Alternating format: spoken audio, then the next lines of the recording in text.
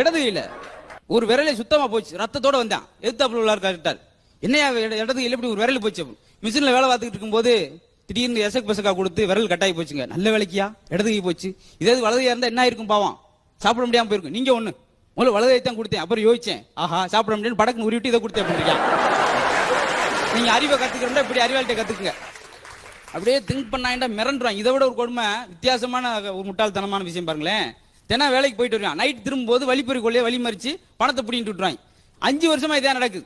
மனைவிக்கின்ற கோபமான கோபம், இப்படி ஒரு கோலத்தனமான ஆளா இருக்கானே, தினம் பணத்தையும் பறி கொடுத்து அடியும் வாங்கி வரானே சொல்லி இவனுக்கு கராத்தை பழகி கொடுக்கணும். அந்த அம்மா கூட்டு போய் கராத்தை பழகி விட்டு அனுப்பிட்டாங்க வேலைக்கு. 5 மாதம் கழிச்சு கராத்தை பழகிட்டு வேலைக்கு போயிட்டு வந்து அன்னைக்கு அதே அடி பணத்தை கொடுத்துட்டு வந்துட்டான். மனைவி கேட்டாங்க, என்ன இப்பதான் கராத்தை பழகிட்டீங்களே, அப்புறம் இப்பயும் அடி வாங்கிட்டு வரீங்க? என்னடி செய்யறது, நான் அந்த கராத்தை ட்ரெஸ்ஸை போட முடியும், நீ அடிச்சுட்டேன் அப்படின்ட்டு.